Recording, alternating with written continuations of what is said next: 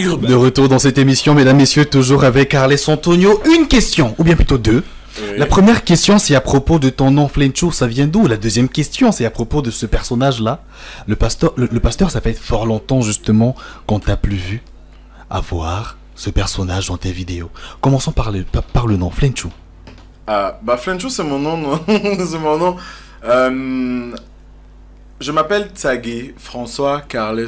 Ouais. Bon, maintenant, en ma langue maternelle, en Yemba, pour dire François, ouais, on dit Flenchoua. Et ma grand-mère, comme elle est toute mignonne, elle est toute gentille et tout, elle m'appelait tout Flenchouchou, Flenchou, Flen. C'est donc comme ça, autant pour moi, que j'ai dit que bon, voilà, ça peut être un très bon nom de scène, tout mignon. En fait, le caractère de Flenchou, c'est que Flenchou, c'est le petit frère national. C'est le petit frère de tout le monde. Ouais. Ce petit frère potelé qu'on a à la maison qui fait des gaffes. Mais qu'on adore. Mais qu'on adore. Tu restes, tu vois qu'il a mangé toute la nourriture. Mais de toute façon, il pleure. Tu dis que si je te tape même, je ne sais pas si tu vas t'en sortir. Ce petit frère qui ne veut pas fréquenter. Mais tu sens qu'il fait quand même l'effort, mais ça ne vient pas. C'est ça le personnage de Flenchou. Cet être attaché. En gros, tu l'as pas réellement créé parce que c'est toi en fait. Ouais. Vrai, c'est vraiment. C'est vrai que c'est une manière dont tu dis que tu es bête de nature. Bon, c'est bon, on a compris. Je ne suis pas bête de nature, je suis réaliste. Je te dérange. C'est différent. Le deuxième élément, c'est par rapport à cet autre personnage-là, le pasteur. Qu'est-ce qui s'est passé finalement pour que tu ne produises plus des contenus dans ce contexte? Ah oui, j'ai arrêté le pasteur parce que, voilà, je suis quelqu'un de très, on va dire quoi, très religieux, je suis chrétien et tout. J'ai fait une vidéo où je demande encore pardon à Dieu, j'ai blasphémé le nom de Dieu. J'ai dit à l'intérieur de la vidéo que le Saint-Esprit prend le poutoulou. C'est quelque chose qui... Le Saint-Esprit, on blague pas avec Dieu, on blague pas avec ces choses-là. Et c'était pas de ma faute. Donc c'est arrivé dans la vidéo, c'est sorti comme ça. Vu que mes vidéos sont la plupart du temps improvisées, ouais. Vous voyez, oui. La fille qui jouait le rôle, c'est qu'elle envoyait sa base de ça que je répondais. Oui. Donc, elle était en train de dire que... Parce que je jouais le rôle du Saint-Esprit à ce moment-là. Et je venais coucher avec elle.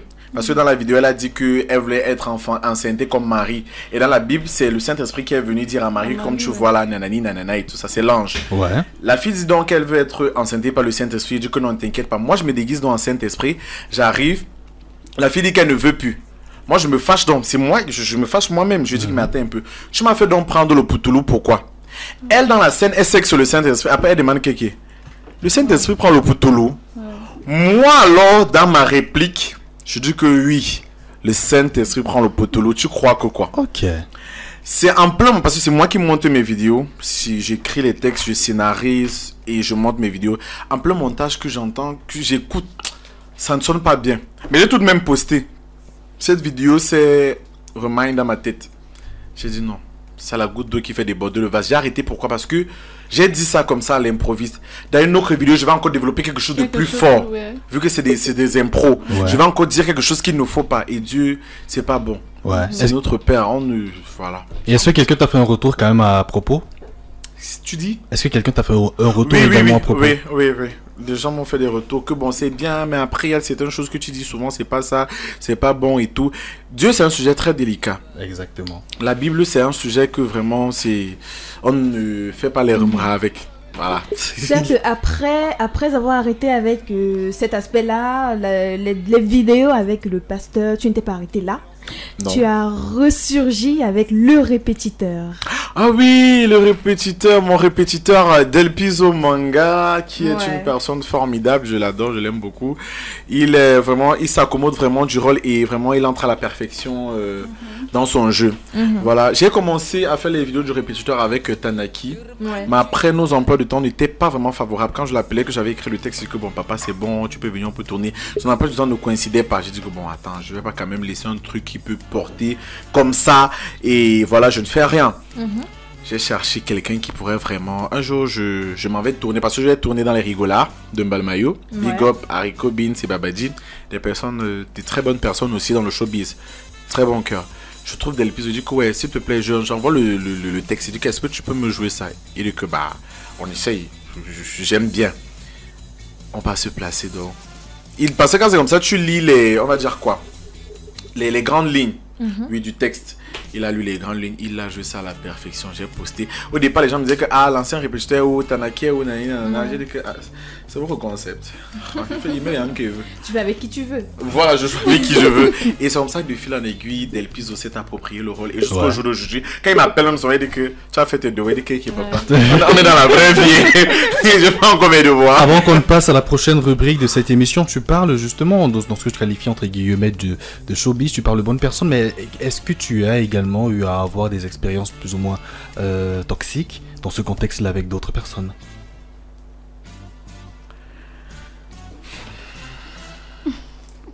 Silence radio. Il n'y a rien, mais il boit quand même. Pour faire genre. Des expériences toxiques avec d'autres personnes. Je ne préfère pas en parler parce qu'il n'y a... Je ne gère pas les tomates pourries sur le marché. C'est ça ma devise. Je ne gère pas les... Quand quelqu'un fait quelque chose qui m'énerve, non, je fais comme si tu n'existais pas. C'est ma manière de vivre. Tu vas seulement sentir que je ne suis plus proche de toi, je suis à côté. Oui, pour moi, c'est comme si tu n'existais pas du tout. Alors, j'ai quand même eu des... On va dire quoi des refoulements. Certains trucs que j'ai essayé de faire avec certaines personnes, on m'a mis de côté, que non, machin. Certains textes que j'envoie à certaines personnes, elles m'ont tourné comme le couscous. Certains castings, ça n'a pas été vraiment facile. Je ne suis pas allé qu'on va me prendre directement. J'ai fait tout dans vraiment ce qu'il faut. J'ai présenté tout un dossier complet et tout, mais malheureusement, ça n'a pas été le cas et ça se voyait clairement que c'était pas un souci de dossier. Oui, un peu, oui, parce que je fais des castings, je fais beaucoup de choses. Je m'informe, je demande. Et c'était quoi le souci selon toi? Selon moi, je vais toujours être très positif. C'est que Dieu n'avait pas encore permis que ce soit le temps qu'il faille que Dieu avait dit que c'est même pas le moment là qu'il doit faire la chose là. Ok. Oui. Parce que je vis vraiment une vie. Je ne suis pas quelqu'un des églises. Mais je sais que Dieu conduit ma vie. Et s'il dit qu'ici là non, ce n'est pas ça non. Je ne rechine même pas un peu. Si je fais un truc ça ne donne pas, il me tourne pas. Moi, on est gros comme ça, c'est parce que j'ai la paix du cœur. Il ne réfléchit pas à deux fois. Non, sérieux, je ne réfléchis pas qu'il va mourir. On m'a refusé un casting, on m'a refusé un machin. On a coupé mes images à la télé, on a fait ceci, on a fait ceci, on a fait cela. Je me couche, je dors. Demain, tu sais que avant que le volcan explose, non, il y a une préparation au sous-sol, non. Bien sûr. On appelle ça la cave volcanique là. La lave au bout. C'est pour ça que les explosions volcaniques sont souvent... Il y a des milliers de kilomètres. C'est pour dire que Dieu est en train de préparer ton ascension. Il te prépare pour que lorsque tu vas faire... tu vas faire les dégâts. Et tu as intérêt à faire les vrais dégâts. Écoutez Urban Tube. Écoutez Urban Tube. Écoutez la différence.